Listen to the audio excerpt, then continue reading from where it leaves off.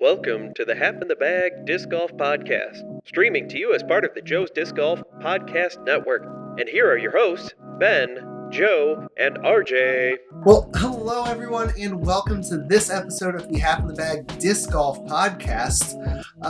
My name is RJ, and I am pretty sure that if we let Nico cook, he is going to burn toast waiting for it to get just perfect. But enough about that. Today I am in Northeast Indiana, and today I'm drinking some Bud Light. No, wait, Solid. This one's actually water. Nice. Well, I'm Joe, hanging out in Fort Fun. I got a new sign behind me. Unfortunately, the red isn't really showing up. So what it says is, life is too short to drink bad beer. So I'm drinking an Arnold Palmer. And the Makes Man perfect Cave bar sense. is open. But what else is new there? Oh, man. Just hanging out today, having a good old time, playing some disc golf, having lots Joe. of fun, talking about our sponsor, Reaper Discs.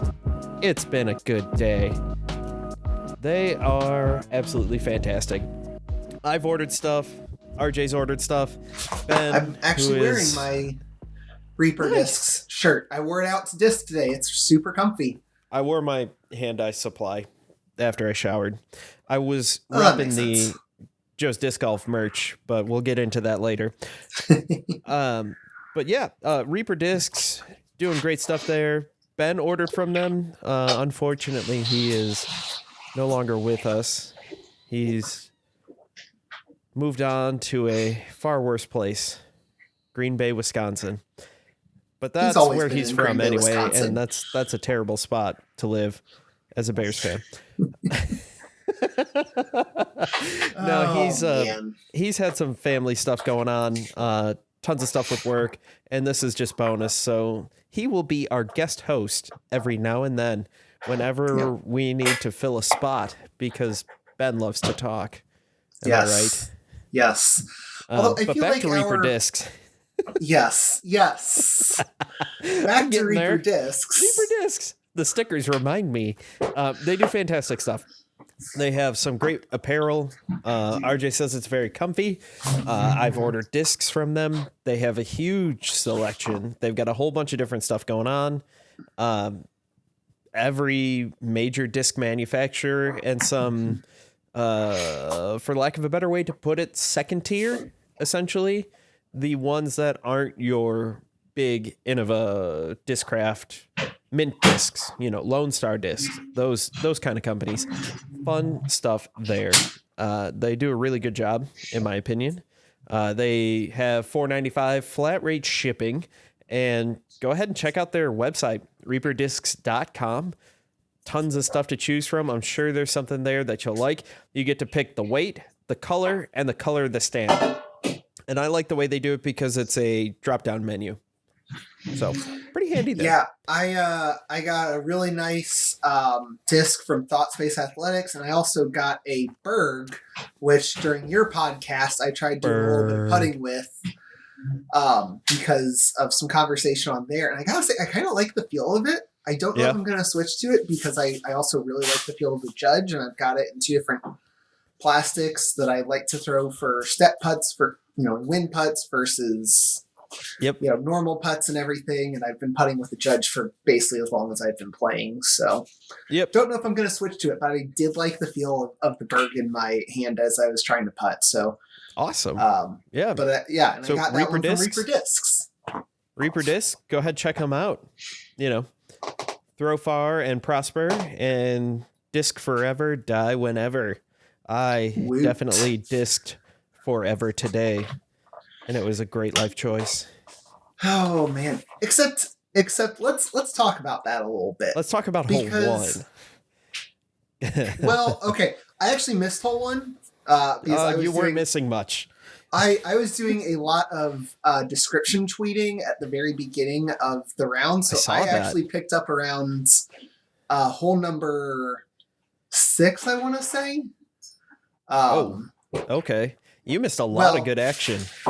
Well, I also had to get ready to go to my nephew's first birthday party today, so that is the reason why I was not there live tweeting the whole thing. And Boo.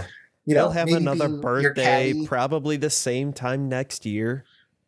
I know, but you'll also have another match next week, so yeah, still working on that one. Yes. So yeah, let's talk a little bit about your match today. The person who never finishes in regulation finished on what, hole 13? Yeah. I was surprised when I saw that, because you were playing a really good player. Yes, he was very good, and I pulled my head out of my rear end when I played today. Also, match play benefits aggressive play, so let's not kid ourselves there. But real quick, the way our match play is working, our tournament through our club, it's a 64-man bracket, and then we just pair off, all randomly generated. Last year I was seed 50 something, which only comes into effect with picking the course and picking OB. So the better seed, so the closer we are to 1, you get to pick the course.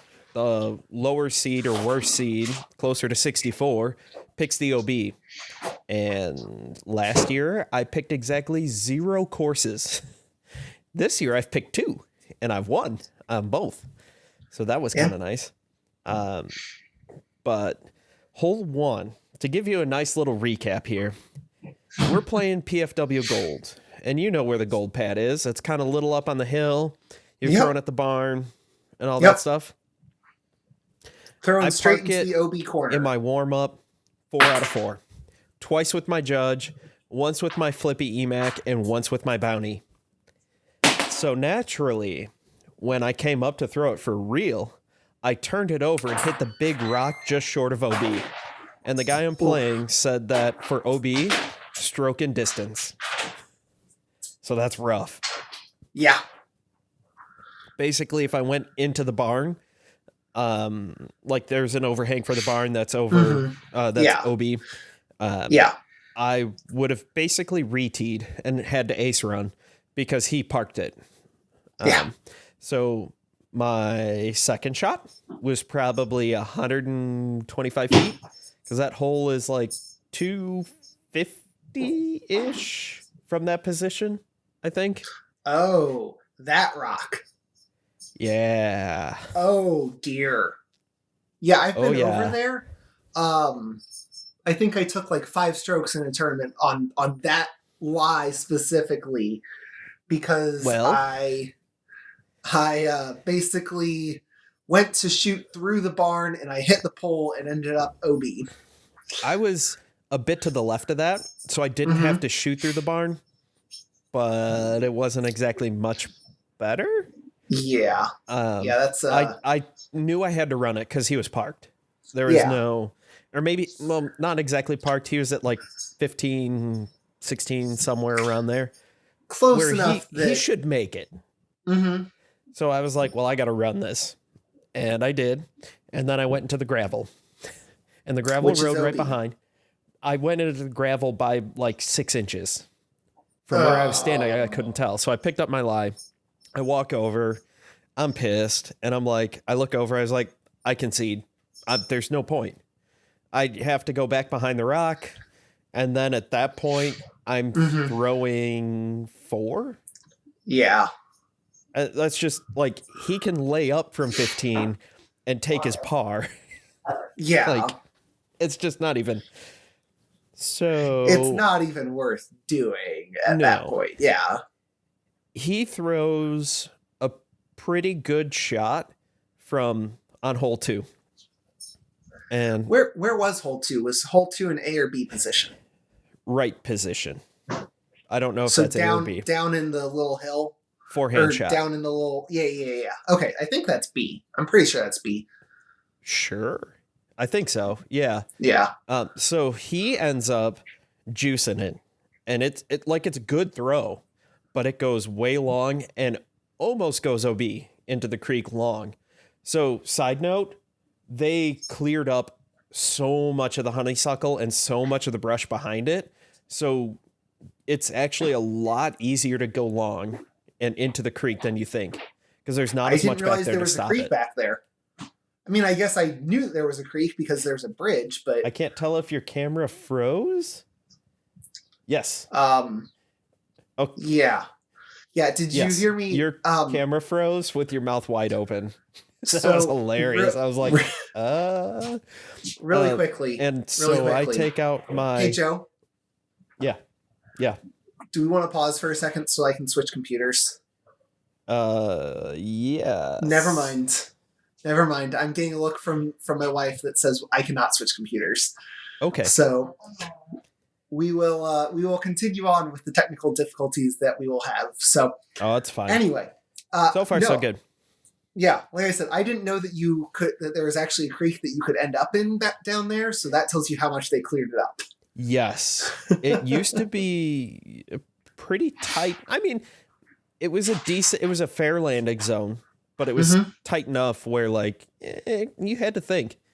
But I take my misprint lucid blue felon Kona signed, and if the wind didn't beat it down, it probably would have flown another 6 feet and aced it. Because I was under the basket and you could see the mark. I was pin high where it hit in the mud. Yeah. Which, little teaser here, did you see what Kona did this weekend? I did not. At the Tallahassee Open. Okay, well, we'll have to talk about that when we talk about Tallahassee. I'm going to guess with an ace. I just meant like overall for the weekend. No. I haven't looked at anything at the Tallahassee Open. Okay. Yeah. Well, anyway, so you darn near ace run it. Yeah, not on purpose. That's the best way to ace run something. Yeah. He ends up 20 long, just kind of in a bush, and muffs it. Best way I could say it. Yeah. He should have had it, but it ended up going a bit low and hitting the cage. And I had to tap in. Yeah. And I had the box the rest of the round. Yeah. Yeah. I like I said, I finally kind of got in on on hole 6 was when I finally got to actually watch the stream. Yep. And I love that forehand line that you threw. And whoever was doing commentary was like, I've never seen anyone throw that line. I didn't know there was a forehand line there. And Here's the thing, and I missed that You're line. welcome. You're welcome. Oh, I missed it hard. Did you?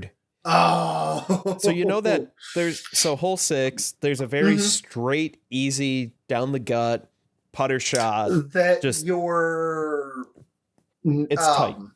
It was the fourth guy that threw yes. Backhand just straight up the gut. I don't know if he parked it or not, but it was awfully close. He had some really bad ground play. Oh. He ended up, I mean, he went from being parked to like 15, maybe 20 away. Yeah. Yeah, that's tough. Like it was just one of those things where you just watched it kept sliding. You go, why? Yeah, that's tough. That's real tough. But so there we go. I think that helped a little bit. What was I going to say? Oh, yeah. So I missed that. So there's a big tree that you want to go to the left of on that forehand line. I went to the right and got super sneaky. I don't know how I beat all the little trees. I think I tapped one and it put me right under the basket. Yeah. You took the local route. I did. And I look back, one of the other guys that was watching and following along, he's like, I love throwing that line. That was a great line. I was like, I missed that line. He goes, oh, I know you did. I don't know how you got through. I was like, same. Man. I've never thrown a zone more in a round than I did today.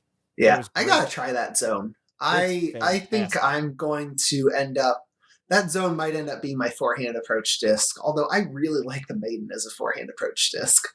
This is definitely going to be way more stable.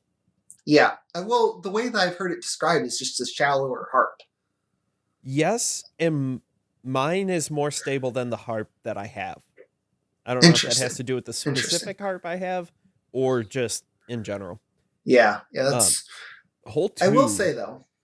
Yeah. I will say though. Speaking of the harp and some more overstable discs, I got out today. I got out kind of after we got home, and took the dog with me. So we only played 9, and I had to redo a couple putts because I'm sitting there with the dog leash in my hand, being pulled as I'm trying to putt.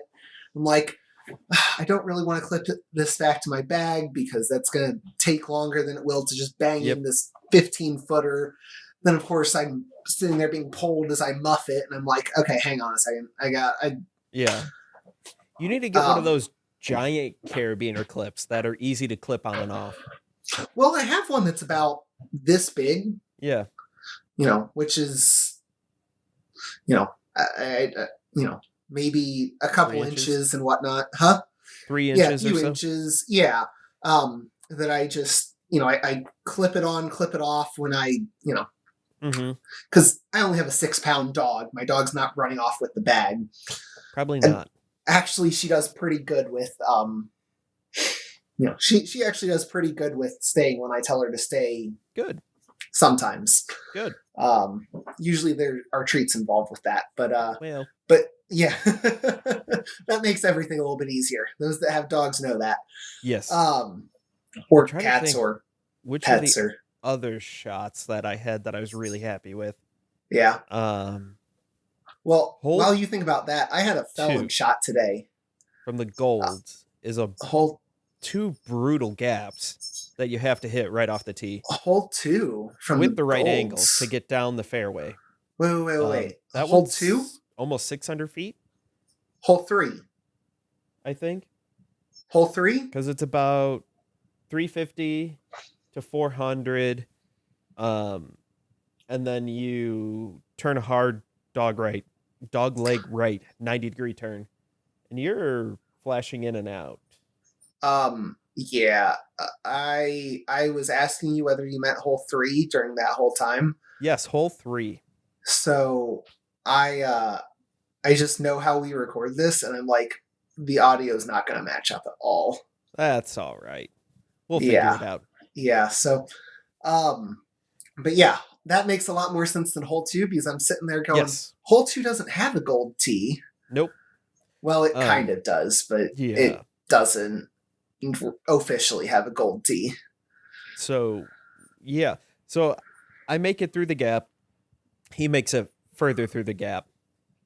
I take my tilt out and get the corner perfect. And he does all right. He ends up laying up right under the basket after his third throw. So he would have got it in 4. Mm-hmm. I end up, my approach shot does not go as planned. I tickle a tree. And by tickle, I mean it slapped the bejesus out of my disc and went way left. So I'm looking at probably a 25, 30 footer through a gap that's probably, how wide was that gap? 2 feet? About 10 feet from where I'm standing. Oof. I peer the gap and make the putt, and nobody can believe it. He's looking at me like, what the hell? I'm never going to get a stroke on you. Here's the secret to that. When you practice your putting, throw through a doorway that's about 10 feet from your basket. It will force you to hit your gaps. Trust me. Yeah. That's what I did. That's how I had to practice. I've had no choice. Yeah. Today, speaking of shots that went really well, I had, I felt like I was throwing my stable stuff really well today. It was a little bit windy. It was breezy. Yes. Yeah. It was a little bit windy here. But I took out a felon. And what? Yes. On a hole that I I notoriously struggle with. It is the hole that I thought I lost my air escape to. It is the hole that I... Which course did you play? Eckert. Well, Oh. 9-hole Eckert. Yeah. Hole 9. No, hole 8. Hole 8. Yeah. Is that the one after you throw behind the football field? No, that's the one. So 7 is the one where you're along the west end zone, throwing up onto the hill. 8 goes along the football field. Yep. On the north side. Oh, and it kind of curls back into some trees, and there's really heavy brush all along the left side. That one sucks if you get off the fairway. Like, sucks hardcore. Yeah. Because if you go right, you end up OB on the football field. Yep. If you go left, you might as well be OB. So I took out my felon. I was super nervous about this shot because I'm like, if this turns too hard left, I am at best taking a bogey, which I struggle with this hole so much. I struggle to take a par on this hole. It's a relatively long hole. The basket's in a tough location. But I take out my felon and I just lace this shot. It goes pretty straight. Then right at the end, it just kind of, trickles down the hill a little bit. I'm like, nice. I'm super happy with that shot. And then I throw my harp, and I'm like, okay, normally my harp fades really hard left. I want to throw this right, let it come back. Should be done. And I end up throwing it too straight, and I end up about 20 feet away, kind of around some trees and everything, and I still end up taking a bogey on the hole. Well, yeah, it could be worse. Yeah. But then I also so last week I talked about how poorly my C1X putting percentage was. I had 2 putts today that really exemplified that, because on back-to-back holes, I threw one, had this great shot, was maybe about 15 feet short. Problem was, in the 15 feet between me and the basket, I was maybe a few inches off of dead center of this big old tree, probably 4 or 5 feet in diameter. Had to step around to try, and I'm just like, there's no way that I can throw a flat putt here. I have to hyzer something. So yay, I missed a circle 1 putt because I literally can't see the basket from where I'm shooting. Yeah. And then on the next hole, I had a literal 33-foot putt. Nice. And I'm like, it's a circle 1 putt. And I have to mark it as circle 2. I thought it was, and then I stepped it off, and I'm like, it's probably like 32 feet. Gosh, dang it. Yeah, it was one of those where I'm just like, ugh. Another one of my good putts, which you probably saw, hole 12. No, I went long of the basket. because I was going through the middle of Ohio at the time, and... So I threw long of the basket. Now, for reference, this is a 175-foot hole. Yes. That every single person on this card only made it to about 80 feet off the tee. Yep. 2 of us hit early, went right. 2 of us hit early, went left. Not a soul was on the fairway. No. Well, that fairway is, maybe 5 feet? Yeah, 5-6 feet. Something like that. It is a tight fairway.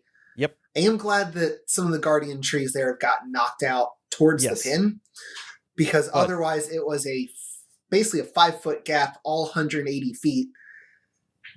And in the last 10 feet, you had to finish left hard. Yep. Or you were going OB. Yeah. So it's stroke and distance.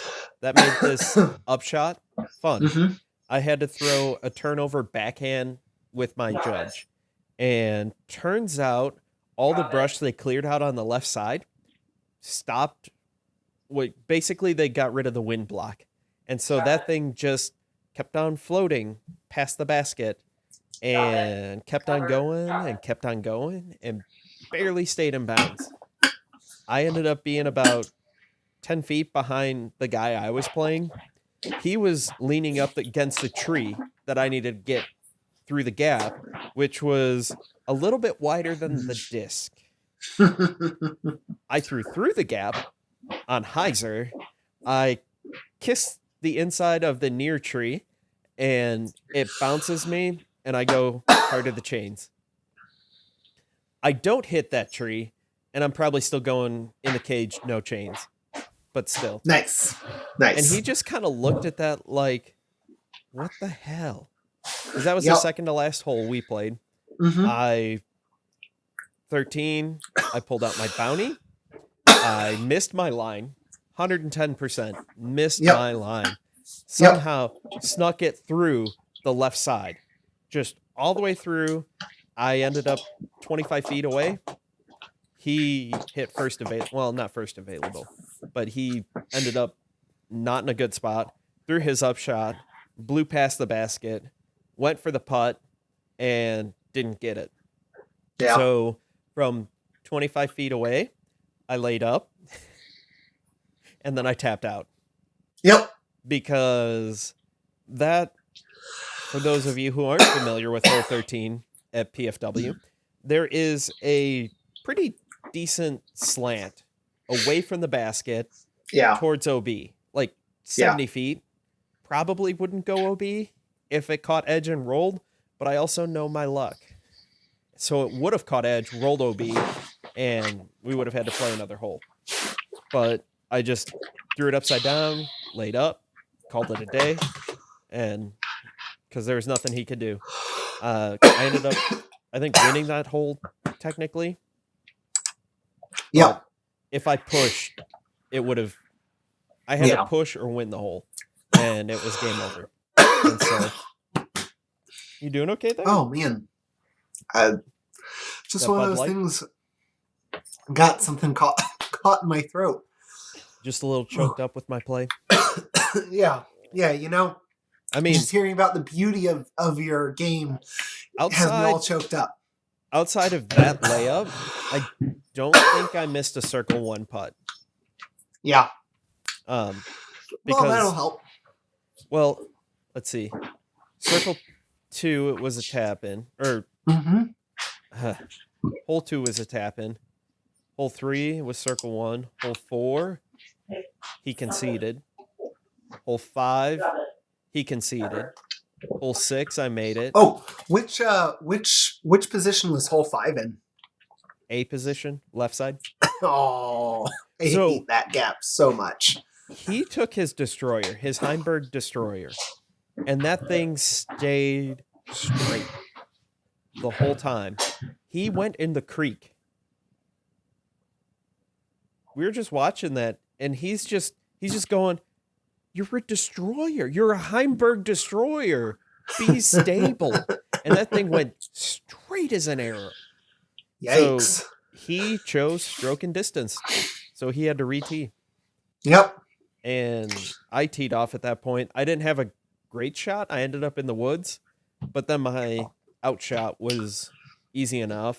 Yeah. And then for my third shot, I laid it up. I threw a scuba and laid it up probably 10 feet short of the basket. And which on that hole, you almost have to lay up. Well, I laid up to force him to make the putt. Yeah. And he didn't, so he ended up that's conceding. A tough hole. That's a tough hole. Hole 6 I won. Hole 7 I won. Yeah.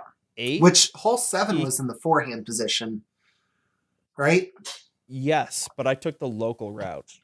Yes, I heard that. That, and I'm like, I don't know how well that showed up on so camera, but it was magical. Yeah, I can't remember. It was beautiful. I took that zone, forehanded it, got it in front of the big tree that's in front of the basket, and it plopped down right under the basket. Ooh, solid.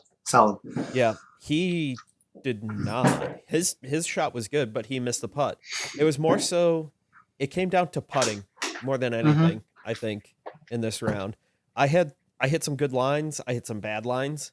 Somehow on hole 11 from gold, I hit first available on my upshot and then got it to the basket, probably 20, 25 feet. I make the putt. He misses the putt for a push. Oof. And he should have won. He took the shortcut route and was way up there. Yeah. His second throw was after my third throw. Oof. And we pushed. But at that point, I think I was 5 up already. And it just, like, his mental game, he was off. Yeah. Like, well, I mean, when somebody's big putting you, I made some big putts early. Yeah. Well, I mean, it very easily could have gone the other way. Oh yeah. You know, with you know, like your match last week, where you just kept getting big putted every single hole. Basically, it felt like parking the basket last week meant absolutely nothing because if he was within 75, he was probably making it. And so it was like, cool. I parked it, but we both got a birdie. Yay. I mean, I was super happy for him. Don't get me wrong. Like, those are some huge putts he was making. But as a competitor, I'm like, can you miss one, please? Yeah. Yeah. Like, and speaking of missing one, did you watch the rest of the second match that we were on? No, we were made it to our destination by that point. And it seemed rude to be watching disc golf. Nonsense. You should put that on the TV. So I think it was. we were watching Bohemian Rhapsody instead, but nice. Yeah. I think it was hole 16. The guy who'd been pretty much one up the whole match. He screwed it up, and they end up going all square into 18. Where was 18? Was it in the short or the long position? So, that's the guy that everybody expected to win, that people had going pretty deep in their brackets, ends up throwing it. He throws a scorch, kind of understable. The wind is left to right, so it just keeps it up and pushes it to the right. The other guy, who was not expected to really win this match, throws it. He doesn't have a great shot, but he ends up left. He's on the path, so that's the hole that's like 350, but it plays uphill, and it's closer probably to 400. Closer to 4, That's how it plays. Yeah. He's up by the path. He runs the putt because he's got nothing to lose. The other guy throws his approach shot.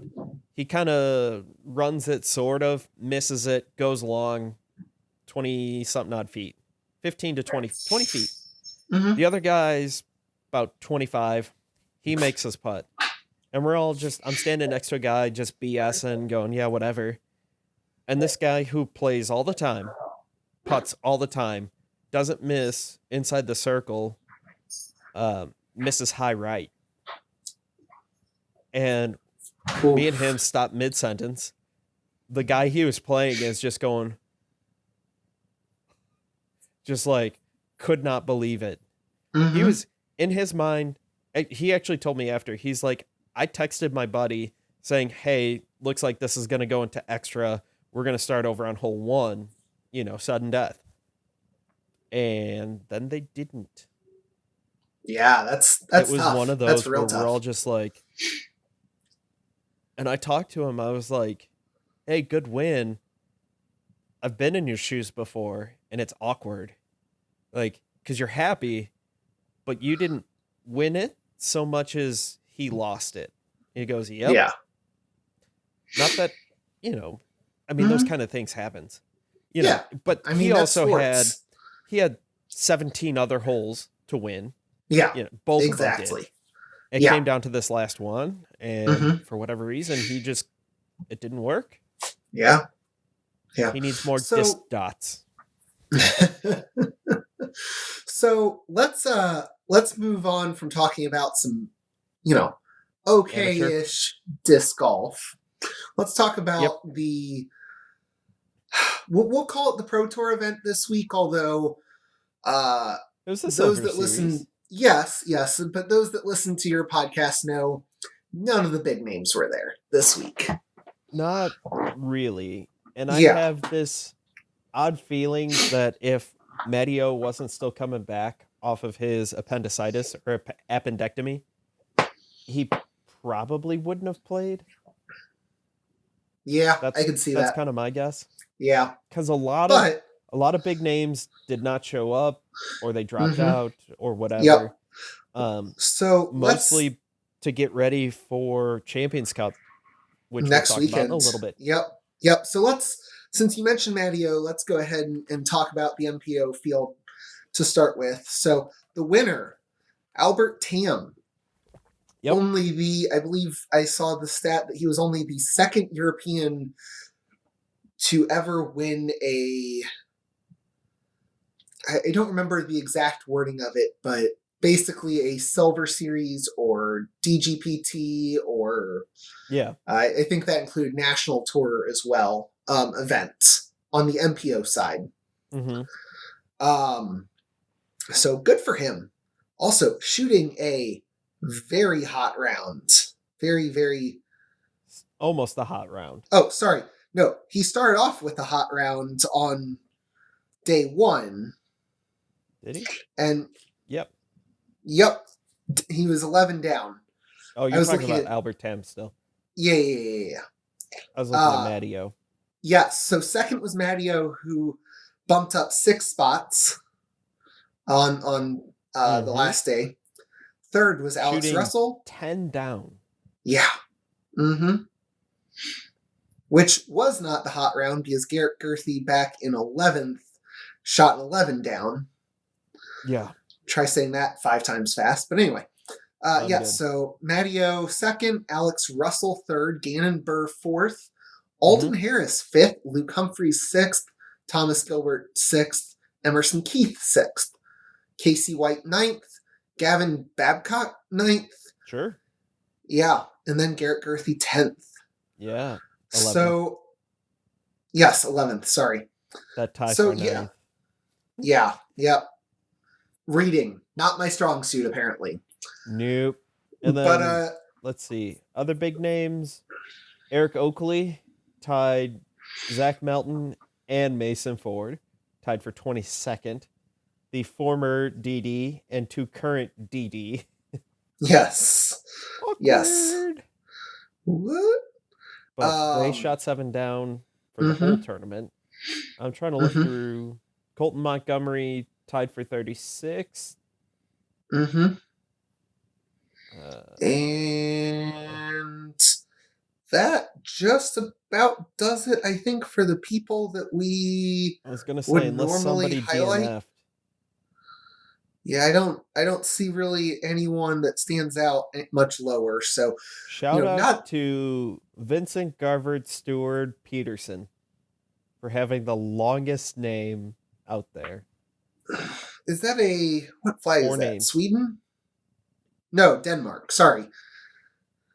DK? Yeah, that's Denmark, right? Yeah. Anyway. Sorry, Vincent, if we... Oh, wait. Hey, you know what I can do? That was not helpful. All right. Well. But anyway. Yeah, so I don't have a lot to talk about from the MPO side. It's the Silver Series. It's next to impossible to get coverage of it. And like I said, I was super busy today. Yeah, there's post-produced coverage for rounds 1 and 2. And then live plus post-produced for round 3. Yeah. And I was too busy playing my own disc golf today to watch the live, and I could not give a flying flip about this one. Yeah. This one, the schedule was tough. Let's move on to FPO. My comments from earlier still hold for this one. Could not give a flying flip, but a slightly, I'd say this was a much better field for the FPO than it was for the MPO. Yes, definitely a more challenging field. The winner was Stacy. Did we decide it's Hess? Sure. Okay. Number 2 is a name from I think we this weird location called Michigan.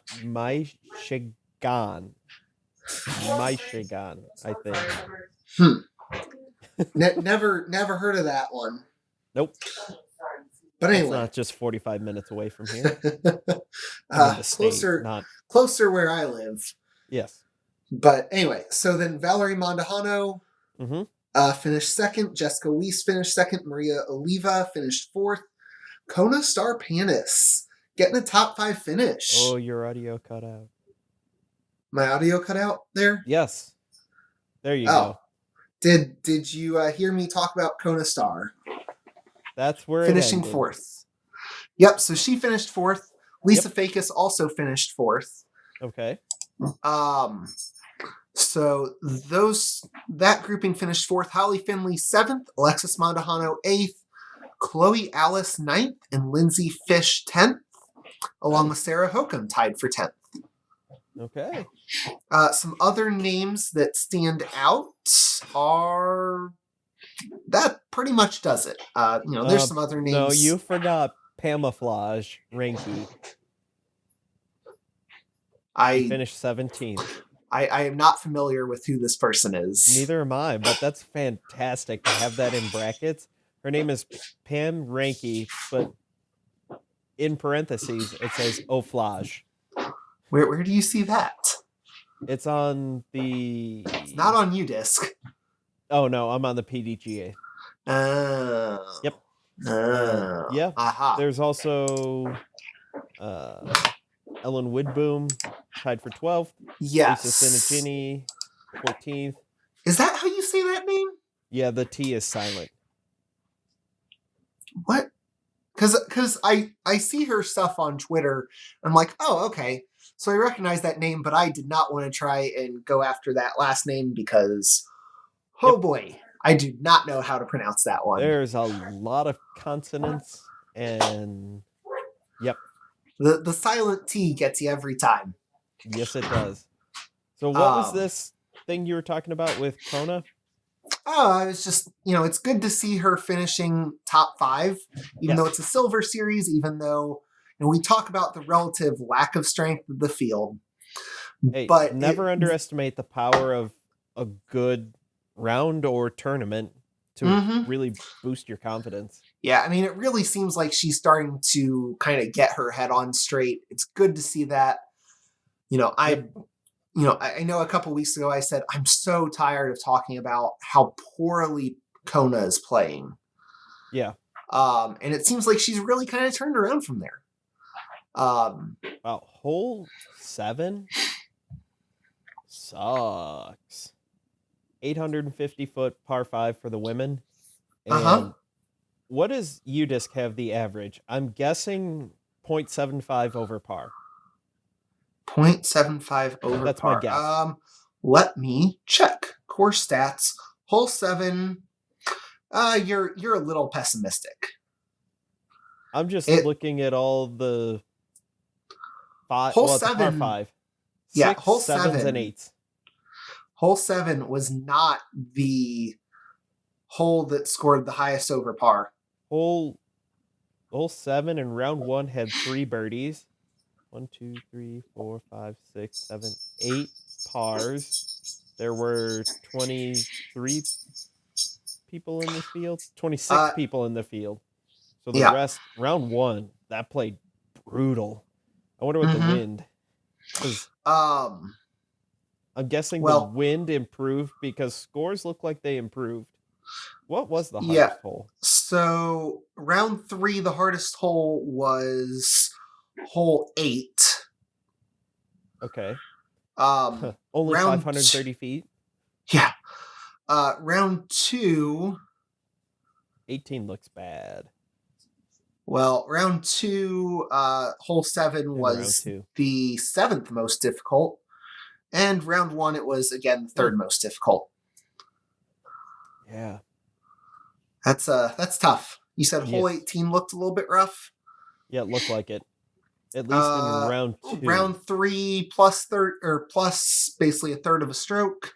Yep. Round 2 plus about 3/4 of a stroke, and round 1 plus 0.85. It was the most difficult hole on round 1. Round 2, not a single birdie. Oof. Round 1, 1 birdie. By Kona. And round 3, 2 birdies. So Yep. 1 birdie per round on average. Yep. Woof. Basically. Yeah, that's tough. That's real tough. I don't know if that was a poorly designed hole or what.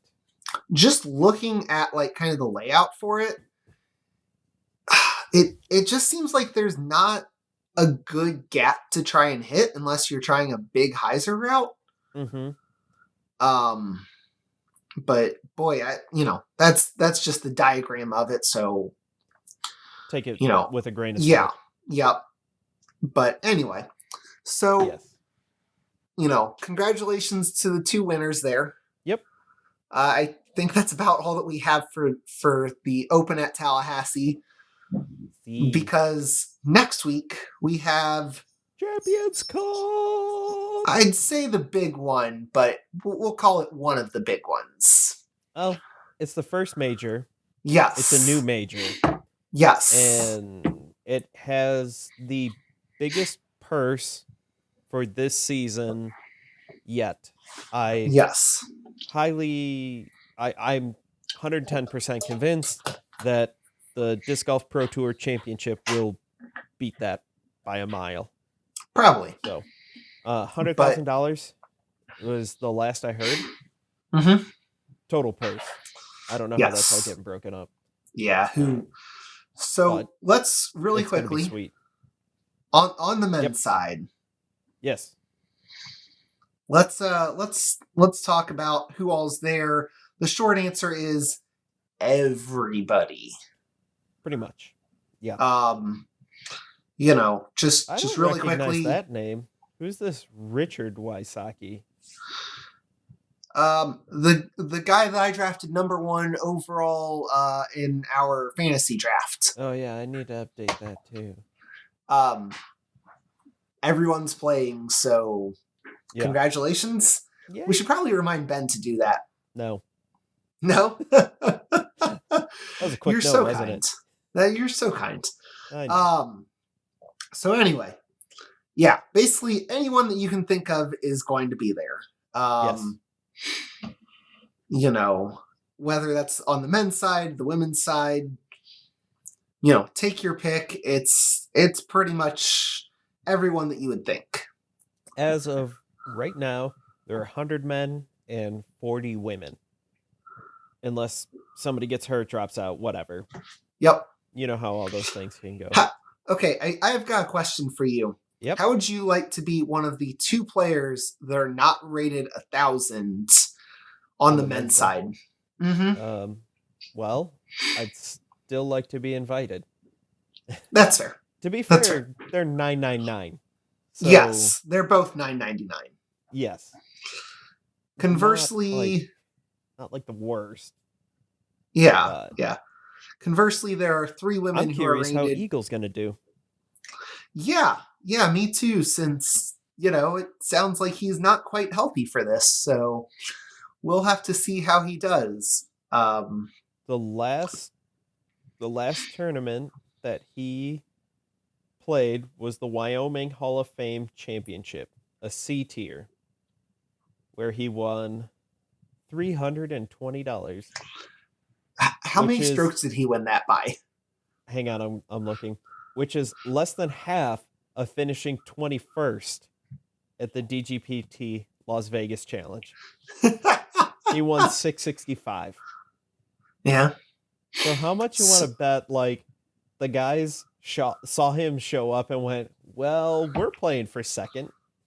Yeah. Actually, he won by 5 strokes. In a C tier that may or may not have a second round, that's not bad. It was a 1-round tournament. Yeah, so that's pretty good. Yeah, I wasn't looking that close. I assumed it was a 2-round tournament, but it was only one. Well, you know what happens when you assume, Joe. Yeah, I make mistakes. Yeah. So anyway, but let's take a moment to appreciate how everybody got probably the biggest ratings boost because Eagle played this course. Yeah, probably. I mean, I don't know. This is in Cheyenne, Wyoming. I know nothing about this event or tournament, but Eagle shot 1060 rated round. And I'm gonna guess the guys who shot 5 down, I'm guessing that wasn't normally 1,000 rated round. Maybe but not. It was. Maybe not. Yeah. So anyway, let's go ahead and talk about our skip ace picks. Oh, I'm making those live. You're making those live. Yes. Okay, well, let me ask you this. Do you want to start MPO or do you want to start FPO? Yes. All right. We'll start MPO because they're listed first. Okay. So you want me to name off my picks as you go through these? That would be helpful. Okay, so my first pick was Paul Macbeth. Yeah. My second pick was Mr. James Conrad. My third pick was Luke Humphreys, and my fourth pick was Chris Clemens. Oh,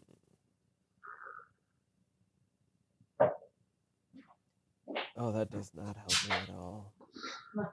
Yeah, it's tough. With so many big names in the field, it is tough. I know. What's Chris Clemens rated? 1025. 1025. Oh, I was 2 people off. Okay, let me ask you this. Who is Scott Withers? I don't recognize the name, but he is 1036 rated. Does that help me at all? I don't. Short answer, maybe. I'm struggling here because I'm trying to. I know who I want on the men's side, and I need to figure out how to save some points and be able to afford an FPO player that I've recognized the name. Yeah, that's tough. That's real tough. I need to find 30 points. Yeah, that's good luck with that, sir. Yeah. If I do, well, let me pick who else I want here. This is great content. I'm telling you here. Yes. Yes. So while you're thinking of your MPO picks, I'll go through my FPO picks since you mentioned them a little bit. Yep. So I went with Paige Pierce, Valerie Mondahano, and Macy Veladiaz. What is Macy rated? Macy is 942. Bastard. So I need to find 6 points. I have 4 points left over. You want to give them to me? It would not help you. I know. All right. Well, bite the bullet, and here we go. We've got, for my picks, I've got 5 points left over. That's what I'm gonna go with. 5 points. Nice. On the men's side, I have Chris Dickerson, Matty O, Nico Lacastro, and Chris Clemens. Actually, you're letting Nico cook, huh? Maybe. I actually, now that I think a little more about it, I don't know if I want him. because he's. Well, you have 5 points to upgrade, so. Yeah. I don't want Kevin Jones. I'll take James Conrad. Yeah. So, Chris Dickerson, Matty O, James Conrad, Chris Clemens. Okay. FPO, Katrina Allen, Valerie Mondahano, Kat Mersch. That's another one with a lot of consonants in a row. Yep. RTSCH. Yeah. At least hers There's are only at the one end, vowel. though, so it kind of makes it easier. I don't know. I was looking at Macy. I thought about taking Paige. Yeah. But I just couldn't afford it.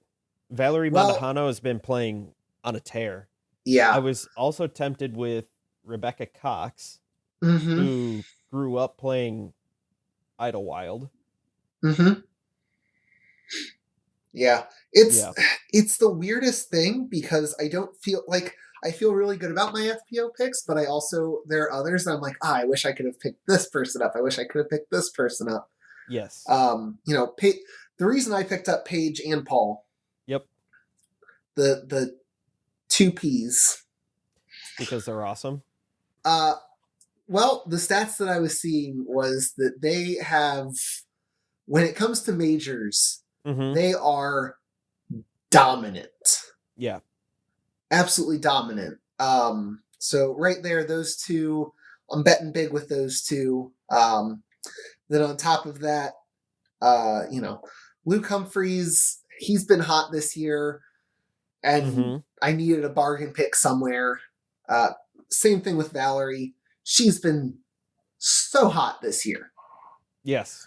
And her rating isn't that high. Yeah, at 952, when the other options that you could pick up, or that I would feel good about picking up, would be Kristen Tatar and Owen Scoggins, who are 977 and 961. I guess Kat's 971. So, there are a couple options that are better. Yeah.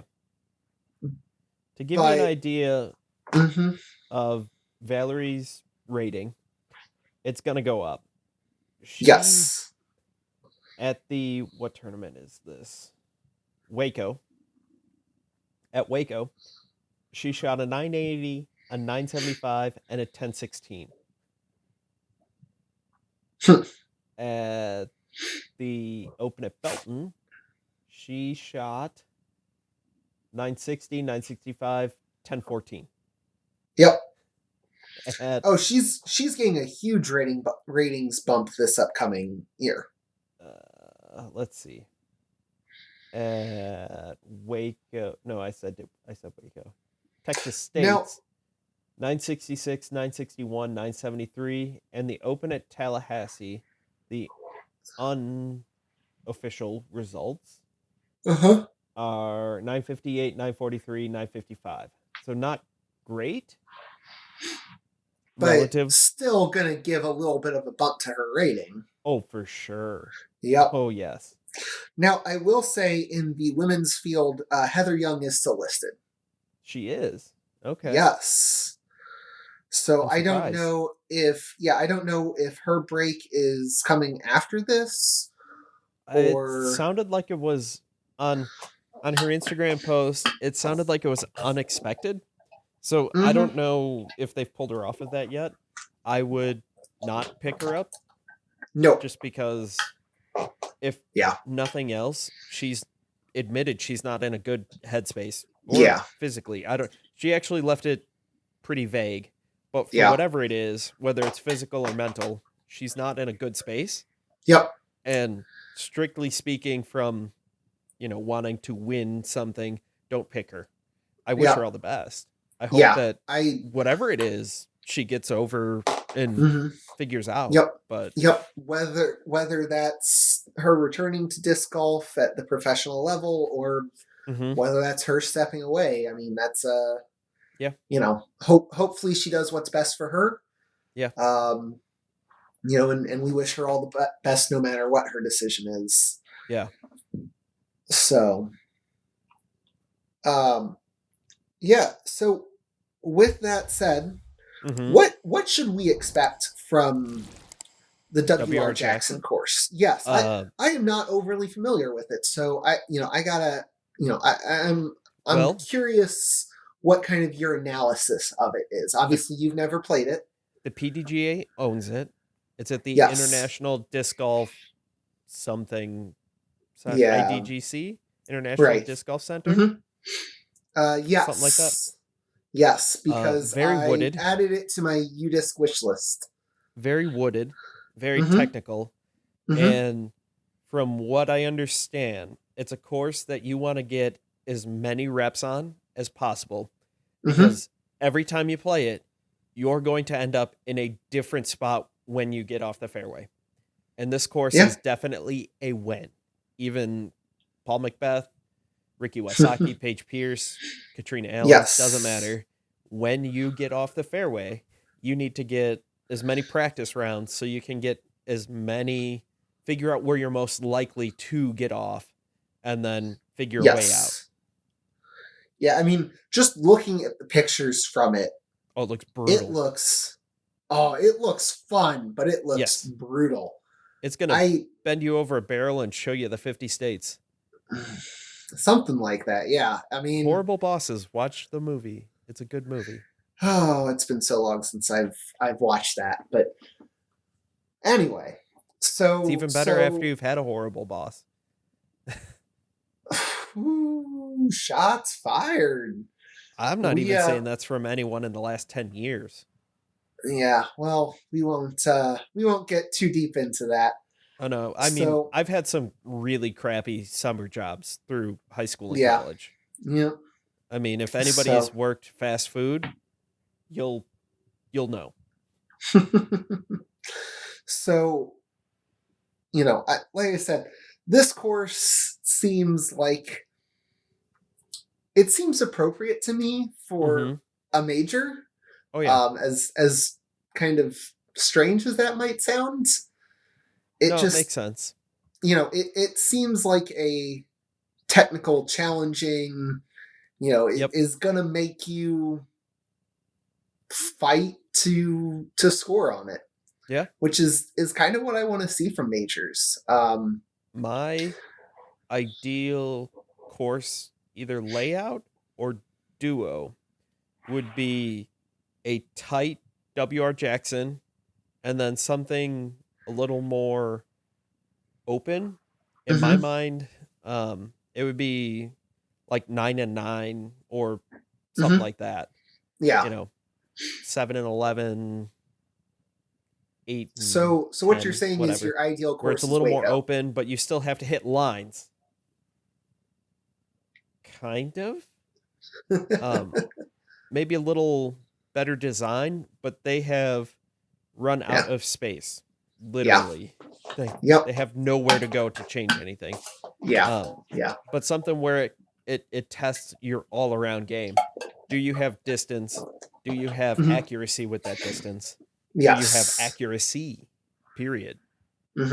How's your shot shaping? Yep. How's you know how can you throw different shots? How Yep. well can you play different lines? That's why I'll be curious how Worlds is this year at Dynamic Discs again. Yes, because they are changing the layout. Yep.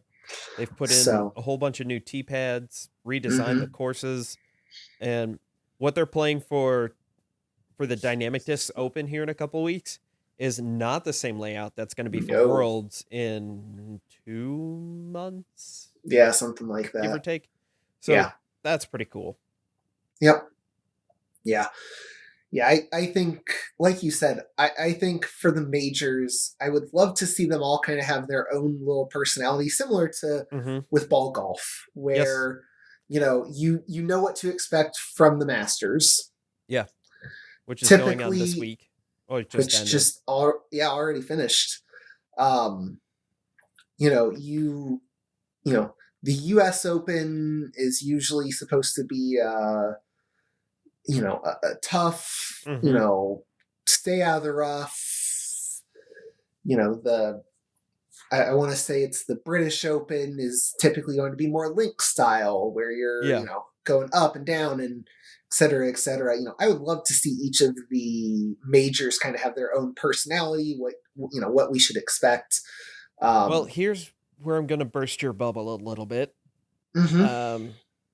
I don't know about the European Open, Mm-hmm. but USDGC stays at Winthrop. Yes, for the next better or worse 5 years. Yes, something like that. For better or worse, it will be there. Mm-hmm. Worlds is a rotating major. Yep. And so is Champions Cup. Yep. Because Worlds next year, I think Worlds is at Smuggler's Notch and Champions Cup is at Toboggan, or vice versa. Those are the two courses. Insert major name. Yeah. How far is Toboggan from us? 3 hours. We gotta get up there for want that to play major. that course. Well, we're that close to a very good course, and yes, we have not played it. Yeah. Also, I want to get to Flip City, Michigan, which is one of the top 10 for UDisc. Also 3 hours. Yeah. So day trip. Woot. Kind of a long day trip. But we'll hit both of them in one day? Question mark? They're on opposite sides of the state. Yeah, that makes it a little bit. What is Toboggan's actual name? Good question. But is it Kensington Toboggan? Yes. Hey, how about that? Hey, it's already on my wish list. Sweet. I think I'm going to have to call it soon because I have a baby that is waking up. But I think that about does it. We're actually at a pretty good ending point. Actually. Yeah. So really quickly. Yeah. If your match is live again this upcoming week, we will get it out on the. It should be Half in the Bag. Yeah, I think so. Because isn't the guy that you're playing? Is he a pro? Yes. Okay. So yeah, I mean, between you, who's a high level AM, and a pro. Yay! Pro versus Joe? Yeah. So far, Joe has lost to the pro last year. Yep. Not the same pro, but different pro, and it took four extra holes? Something like that, yeah. Because we played all 19. Yeah. And then we went back to 10, 11, 12. Yeah, 13. 13 is where 10, he 11, 12, took it from me. Yeah. Because I threw it OB. Yep. And then basically tried to throw it in from 200 feet and threw it OB. That was my only option. Yeah. Not much option there. So, So anyway. If assuming that is live again, we will get that up on the Half in the Bag Disc Golf Twitter, which is at Half in the Bag DG. Yep. That is also where you can send your listener questions and your submissions for the Disc of the Week. Yes. This last week was Joe's Evader, which he apparently struggles to spell. No, speech to text. Yes. It doesn't talk so good when you work like this. Yeah. If I kill all the gophers, they're gonna lock me up and throw away the key. Yes. So anyway, that's where you can find Half in the Bag's Twitter. Joe, where can they find more content from you? joesdiscgolf.com. Working on content there. On the YouTube channel, Joe's Disc Golf. On Instagram and Twitter at Joe's Disc Golf. You can buy some sweet Joe's Disc Golf merch at joesdiscgolf.com/shop. I'm not wearing any right now. I wore it all for the match. Makes sense. Yep. But yeah. Gotta get all pretty for television. I smiled my prettiest. All right. But, So I think that just about does it. Again, make sure you check out our awesome sponsor, Reaper Discs. Yes.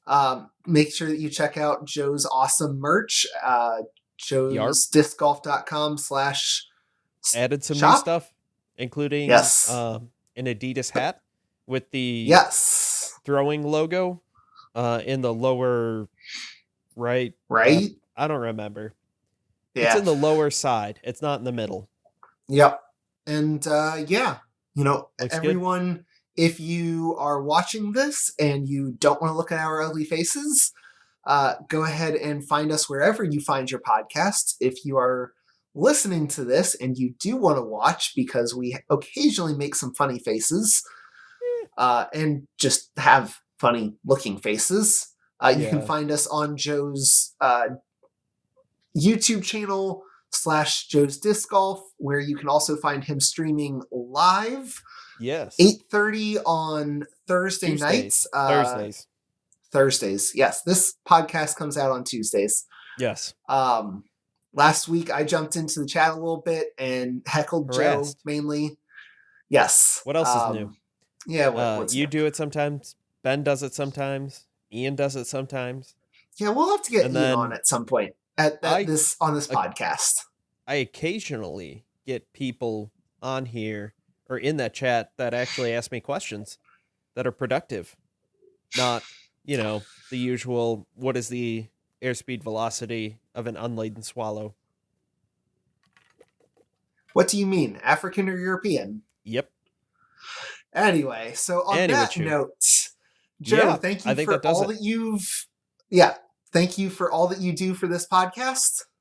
Thank you. And thank listeners you for helping.